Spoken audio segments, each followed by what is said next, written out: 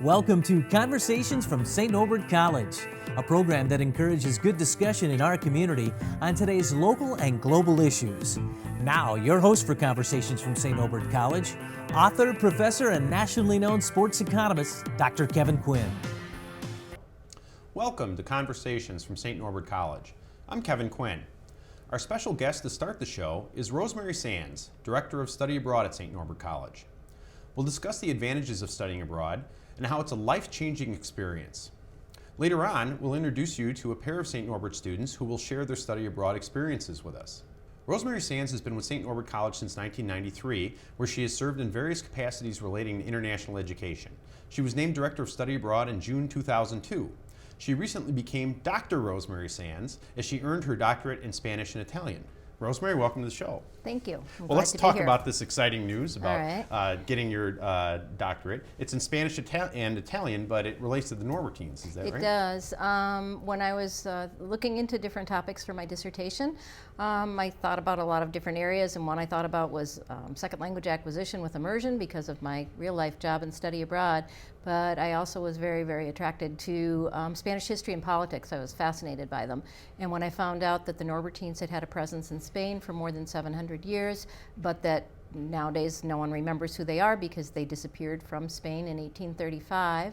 And then when I found out no one had ever researched the order, there was nothing published on the order in Spain, I decided I had found my topic, and it was amazing. It was an amazing topic to research and to write. I got to work with manuscripts from the 1200s, 1300s, original documents, and spend a semester in Spain doing that research. Well, that does sound like fun. You've also taught Spanish and Italian here at St. Norbert College. Mm-hmm. That's how I started out here, teaching Spanish, and then Italian came on board a couple of years later, and yeah.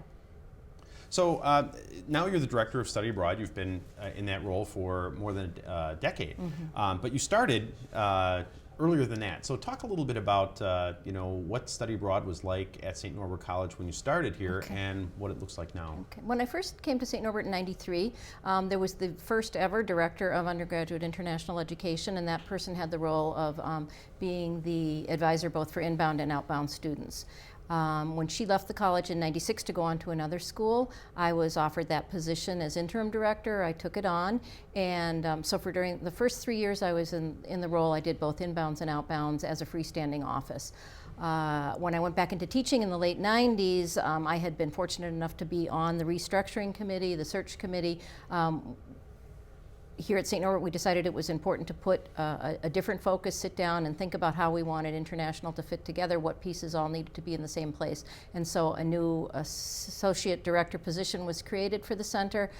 Study abroad and the international side of the office split up into two offices. Now where there used to be one person, my predecessor and me, doing both inbounds and outbounds, there are currently 5 people, 3 on the study abroad side of the house and 2 on the international side of the house. So there's been great growth in the area. It's changed a lot. And study abroad has become sort of a signature program for St. Norbert College over the years. If I'm not mistaken, even as recently as 10 years ago, we had about 50% fewer of our students. Or I should say, there's been a 50% increase in study abroad in the last 10 years. We did. When I came on in 2002, I think that year we sent about 79 students out. And this past academic year, 2012-2013, we sent 158 out for a full semester.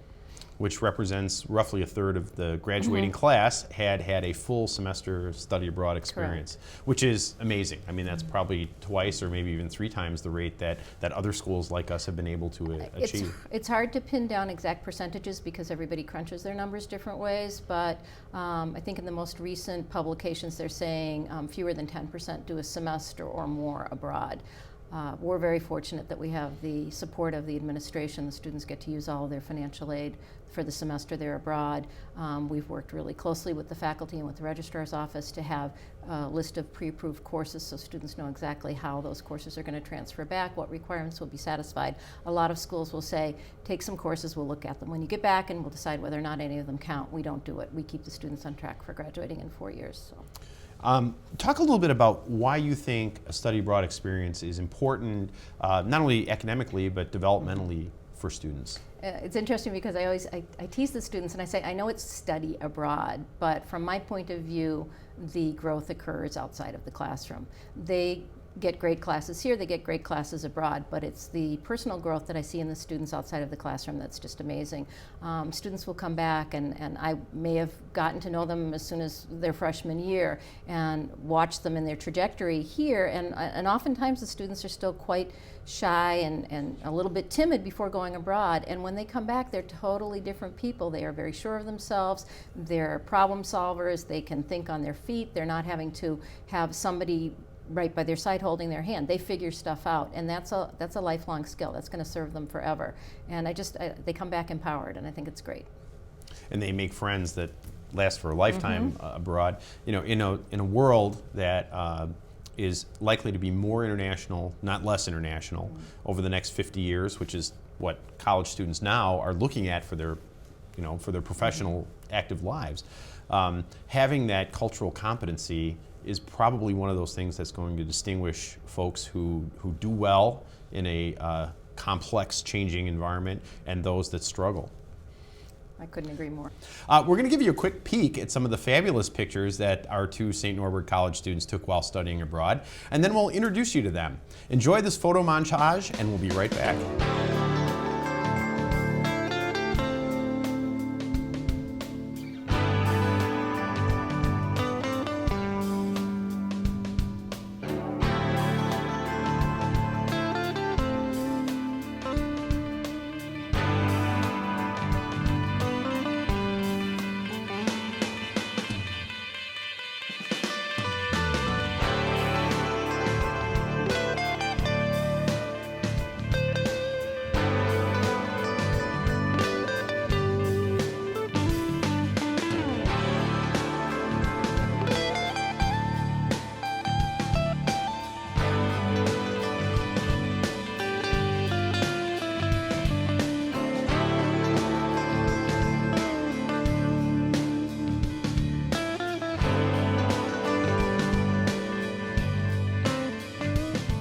Welcome back. Joining us now is Myra Rodriguez and Laura Riley. Myra is a senior at St. Norbert with a double major in Spanish and sociology. Her concentration is in human services. Myra studied abroad in Toledo, Spain. Laura is also a senior with a business administration major. She has a marketing focus with a communication studies minor. Laura studied in Cork, Ireland. Myra and Laura, welcome to the show. Thank you.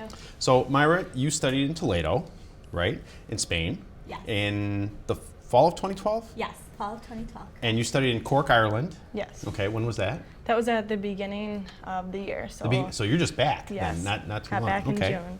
So let's talk about Toledo first. Okay, where is Toledo? Toledo is in Spain. It's towards the middle. It's in Castilla de la Mancha, which is the center, so we're about an hour away from Madrid. It's a pretty center. And where's Cork? Cork is southwest part of Ireland. Okay, so like almost Newfoundland, right? Yeah. All the way over there. Because you are a major that requires study abroad, you have to study in Spain, Yes. basically, or possibly Ecuador. What made you choose Toledo? I chose Toledo. I for sure wanted to go to Western Europe. I was all intrigued to go to Europe just because I wanted to travel outside of Spain as well. And then I started looking at the 3 programs that Spain had. So they had a program in Valencia, Madrid, and Toledo. And I chose Toledo because of all the great feedback that I heard from previous students who have studied abroad there, and also because they had the opportunity to do a service learning there. And I wanted to do a service learning opportunity abroad just because I'm also a sociology major, and I wanted that interaction with Spaniards. So I chose Toledo for that reason. So you went abroad and did an internship program then, basically, right? In your Yes. major. Mm-hmm. So what did you do? I worked at an elementary school, and I got to teach English while I was abroad twice a week. So it was quite enjoyable to 5th graders, and they were all very giddy and excited, especially because since I went in the fall, we talked about Halloween and Thanksgiving, which are 2 holidays that are not celebrated in Spain. So it was quite interesting teaching about the culture that the United States have, and they were having fun doing all the decorations and learning about the history, and they're also so intrigued because my accent is a lot different than the English that they're learning, because they're learning it from England, so they're learning their English from there. For instance, an eraser for them is known as a rubber. So, Oh, okay. so it was quite interesting. Did you tell them about what a bubbler is? I did not tell him what a bubbler is because I'm actually from the Chicago Oh, area. okay, me too. So I refer the bubbler to a drinking fountain. So I did not tell him about the bubbler. That's good for you. Good for you. And you stayed with a host family when you were there, right? Yes, I did. What was that like? I absolutely loved it. To be quite honest, that made my whole entire experience abroad. If I did not have the opportunity to live with a host family, I think my abroad experience would have been a lot different. They treated me like family. I had my own room with a balcony, which I thought was great because I was a little spoiled by my host parents. And it was awesome because they also had a daughter who was 2 years younger than me, so I got to interact with her as well, and she showed me around Spain. So it was really, really nice to be able to get there the first day and like, oh, let's go for a walk. And I just remember the first day I arrived, I was so tired. I arrived into Madrid at 7 a.m. and I had to get on a bus to go to Toledo, which was an hour away. And I was so tired, but I was just so amused by the scenery that I was seeing. So when I got there, I had the opportunity to meet my host family, and they're like, are you tired? We're not going to let you sleep because you need to get used to our schedule. So we're going to take you on a tour. So they just went on and gave me a tour, and it was just so great how welcoming they were. And as the semester went on, I cried the day I left because I did not want to leave, and it was 2 days before Christmas, and I didn't want to come home, surprisingly, but it was near the holidays. Well, I'm sure your parents were happy to see you home for Christmas. Oh, yes. Now, you studied in Cork in Ireland, so you stayed not with a host family, but you stayed in a flat, is that correct? Right. So our apartments were all students from America. We weren't integrated with either Irish students or other international, besides a few. But it was awesome, an awesome experience just to meet other U.S. students too that we knew we'd be coming back with and would be able to visit at some point. So what was it like being in Cork? I mean, we think maybe, well, because they speak the same language we do, that they're very similar to us, but there are some differences. Yeah, and especially Cork in Ireland, I feel like the people are a lot similar to the Midwestern, like that hospitality and really welcoming, but there's very subtle differences. Just in language, like a line is a Q, or they refer to fries as chips. So like you pick up on those sort of things, and that was different to adjust to also, but it was very enjoyable living there, and people were ridiculously friendly and helpful, and we found our way around really easily. I had a personal experience in Cork not very long ago where a fairly substantial amount of American money fell out of my pocket in a taxi. And I had some meetings at the university there, and there was a knock on the door of the meeting room saying, somebody needs to talk to you. And in walks our taxi driver with literally hundreds of dollars saying, you left this in my taxi. And I mean, that just blew me away. So if I don't know if he's with the Chamber of Commerce there or not, but he ought to be. We also had an opportunity when we were there to take a look at the university itself. I mean, the architecture there. I haven't been to Toledo, unfortunately, but I was able to get there. Mm-hmm. It's amazing. Oh yeah, it's amazing. We compared it to Harry Potter, Castle-y, and that's kind of one of the reasons I went to Ireland too, was just for the history of it, and you can see it in the buildings and in the university as well. And we happened to be there on graduation day. And there are a couple of traditions, I guess, that people aren't supposed to walk across the quad. And what was the other one? Oh, they can't stand on the seal? Is that right? Yes, we would watch people too, just to see, because they told us that like on the tour and the welcome, but we really just watched people to see if, really everybody does that. But it is definitely, you do not walk across it. And you do not walk across the grass either. Well, the funny thing is that people were having their parents take their pictures standing right on the seal, walking back and forth across the quad, which is a kind of a neat thing. So you guys both took classes. What classes did you each take at your various places? I took 5 classes. They're all in Spanish. But out of the 5, one of them was my service learning, so technically I only took 4. But my service learning course was all about immigrants and how people immigrated to Spain, so I learned all about that. And then I took 4 other courses. So I took phonetics, in Spanish, which was quite interesting because the dialect is a lot different in Spain. So I learned how to talk with a lisp, and they have a heavier like J sound, so it was quite interesting. And I couldn't roll my R, so my professor actually was like, we need to meet outside of class because you're not getting the right sound coming out of your mouth. And I was like, okay. So I took phonetics. I also took a cinema class, so I got to learn about how the filming worked in Spain and why movies are portrayed a certain way. So that was quite interesting. And then I also took a politics class, which was pretty basic politics, but all in Spanish. That was the most challenging course I took abroad. And then I also took a narrative course, which was all like Spanish literature. That's a lot of studying. Yes. But you got a chance to travel around a little bit, I'm guessing, right? Yes, I did. Did you travel around? What places did you see in Spain and in Europe? Oh, I saw quite a different cities in Spain. My main purpose of going abroad was to get to know my country. So I knew that if I was going to do traveling, I needed to travel all over Spain, the north, the south, the east, and west. So I went to a lot of places. For instance, I went to Valencia, Sevilla, Granada, Barcelona, Madrid, Alescara, Salamanca, Avila.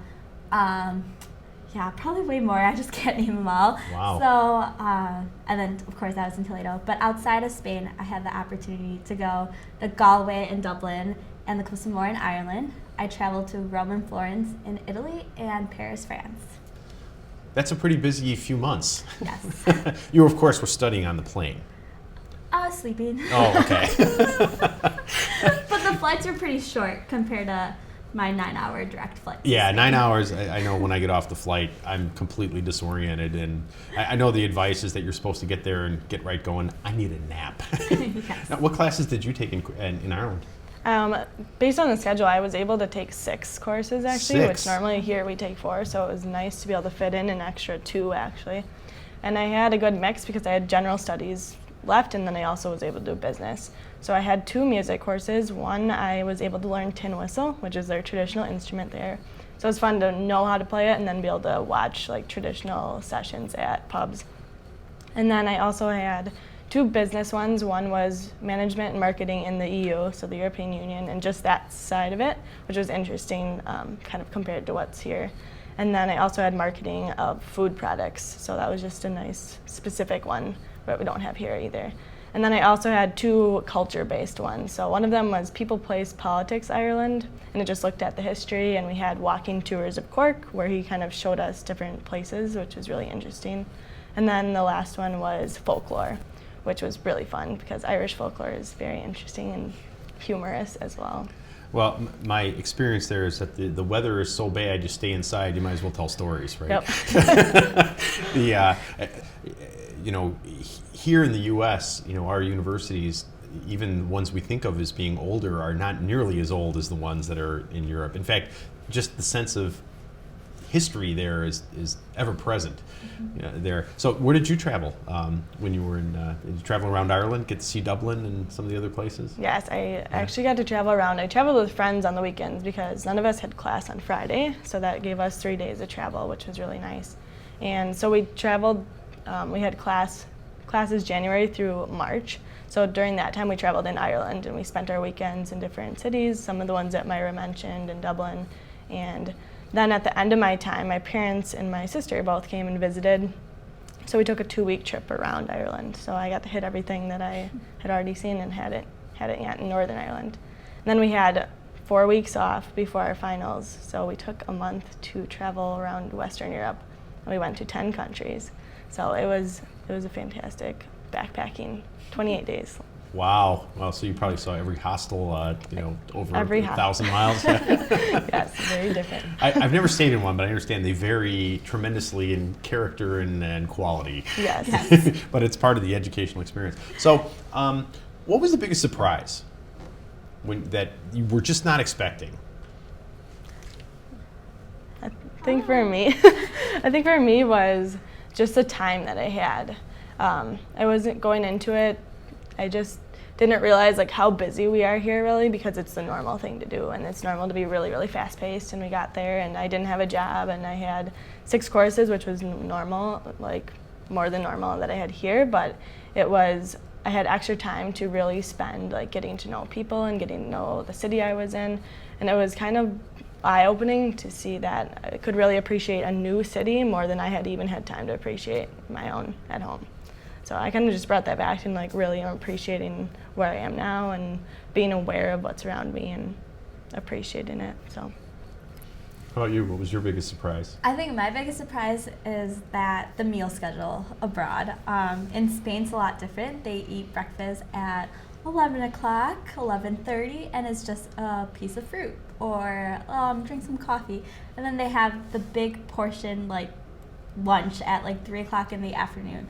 But after that, you have a siesta, which is the nap that you have in the middle of the night. I'm liking that already. Yeah, and then dinner was at like 10:30 at night, 11, and that's nowhere near the schedule that we have here in the United States. But to me, I found that surprising because like my host parents would come home from work and they would just eat, and it's like, oh, time for napping, and I was like, are you sure? Like it's the middle of the day, like, but they were so calm, and it kind of relates with what Laura said. Like they told me over, you care too much about timing, you care too much about your planner, like, 'cause I still was an organized person abroad, but they helped me become more laid back, and that's something I definitely brought back second semester, because my transition was from fall to spring, and I just became more mellow and more calm and getting to know people at a deeper level because my host parents taught me that. But if it wasn't for that surprising like meal change, that I was like, oh, I really do need to take time for myself, and if that's a nap, then I have to take a nap. But it's so great that I was able to adjust to that first culture shock, because that happened on the first day I got there. So what were the biggest challenges that that you really had to kind of reach into yourself and deal with? What were the hardest things for you folks to deal with when you were there? I think for me, I have two challenges, and one of them was constantly speaking Spanish the whole entire time. For me, was a challenge, just because my school abroad was all international students.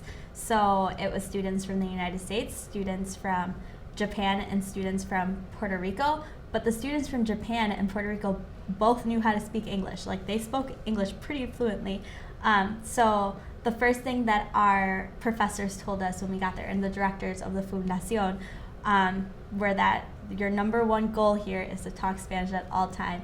And if they heard us speaking English, they will come up to us and tell us, you need to stop talking in English. And it's so hard when you're at a school with all international students. It's like your first language is naturally going to come out. So that was quite a challenge to keep consistently talking in Spanish. And then since we all lived with host parents for the most part, we had to talk in Spanish with them too. So that was quite a challenge. But towards the end of the semester, I think I overcome it, because it was just a natural thing for me to do. And then another challenge for me was to be open about the food, because the food is quite interesting in Spain. Like they just put like bones and there's soups and things like that. And for me, that's something that I don't have here. So we don't have a lot of bony soup here. No, yeah. And like they eat like blood sausage and like all these different things. But it was part of the experience, so I told myself that I would try it, and I grew to like some of the food that I thought I would never appreciate at the end of my abroad experience. Well, I know the UK and Ireland are not necessarily known for their food. Were you able to adjust to that? Yeah, the food was great. Cork has a market there, so we really took advantage of going there and getting fresh meat and poultry, and got our eggs from there and vegetables, and it was easy to adjust to that because we had an apartment, so we cooked ourselves, and that was pretty comparable to home. But I do remember going to the grocery store and just being very overwhelmed by it, just because you have different brands. It is your language, but just adjusting to that and to the city. But we did that fine. We could walk to the grocery store and back. So what were some of the other challenges that you found that you really didn't expect that were hard? I think what I thought was going to be challenging was leaving my family and leaving my friends here, and somehow it was a lot easier than I expected, and kind of comes down to like technology, and we were able to communicate, but it wasn't overwhelming either. So that's what I thought would be a challenge, and it wasn't. Some of the challenges that were unexpected was I got strep throat on the way over on the airplane, and so just dealing with the medical system there, and the insurance was really great, and they helped us out. But that was the first day, so finding transportation to the doctor was a little challenging, but we navigated our way to a taxi and then took a bus back and got dropped off in the middle of the city at some bus stop, and then we walked ourselves back to the apartment. So it was challenging, but we found our way around the city, and I don't know, it worked out well. You know, that first trip that you make in a different city, you know, where you try to figure out how the bus schedule works or the train schedule works, and you think, I'm going to get so hopelessly lost that, you know, they're not going to find me with a psychic. Yeah. And then you get back. I mean, it's a real confidence booster. Yeah, when we made our way back, we were just thrilled. So you have this amazing experience last 3-4 months, and then you come back. Okay, and you're back with a bunch of folks who haven't had this experience, including your family. How do you deal with that? I mean, at some point, you know, this one time at band camp story kind of, you know, wears on people a little bit, right? So how do you deal with that? I was able to deal with it throughout because I kept a blog. So I didn't have to catch people up on a ton of it because I felt like they were able to read as I went and stay up to date with me. So I didn't have that challenge of trying to explain it as much. Like, I know they still don't exactly know what it was like and they weren't in my shoes, but being able to reflect on the blog and them being able to keep up with me like that really helped that potential challenge. How about you? I think for me, I did start a blog, but I didn't continue on with it as the semester went on because I got distracted by just going out all the time and looking at things and experiencing the culture in Spain. However, for me, the most challenging part about coming back was that I only had 4 weeks between coming back from abroad and coming back to St. Norbert College. And so, of course, the first moment I stepped onto St. Norbert, I was excited. I was excited to see snow because snow doesn't exist in Spain, so that was pretty... You got over that, though. Yeah, I got over that quite quickly, actually.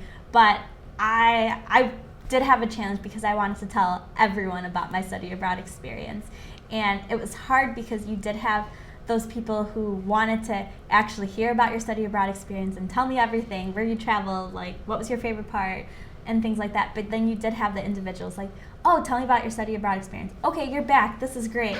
So it's just like, but I want to tell you more. So it was really challenging for me to adjust, especially, I guess I forgot how busy I was. So when I got back to campus, I constantly got emails and told me, it's like, you need to be here, you need to be there. And I didn't have a job abroad, so it was quite an adjustment coming back. So that was challenging. But so adjusting to the life here and adjusting to who actually wants to hear my story, who actually wants to hear about study abroad. So, and that actually is where the study abroad office comes into play because they're constantly recruiting students who are returners to come and speak to a new set of eyes who are going abroad. So, and they want to hear all the tips and tricks and all that. I mean, we send a bunch of people to Toledo, we send a bunch of people to Cork, and so I know that the students really appreciate hearing that. Well, we have time for just one more question, unfortunately, then we have to go. But would you do it again? Oh yeah, definitely. Of course. It's not even a question. Do you have plans to go back after graduation, which is coming up pretty soon for you folks, right? We planned with our friends that we would do a reunion in 5 years, the people that we met there. So we still keep in contact with them now, and I think it probably will actually happen. The technology allows you to do that. Yeah. You don't have to write letters to each other anymore, right? I agree. I definitely have a new set of views of my future. Like, I'm applying to graduate school, but I'm also applying to post-grad service opportunities, and a lot of them are international for that reason, because I do want to go abroad again. Oh, that's wonderful. We are lucky to call you our own, and I am quite sure that the experience that you had and ones that all the other students that go abroad have are really life-changing events. And so we're really happy to be able to participate in that. Well, I hope you've enjoyed our show. Until next time, I'm Kevin Quinn. Best wishes for good conversations from St. Norbert College.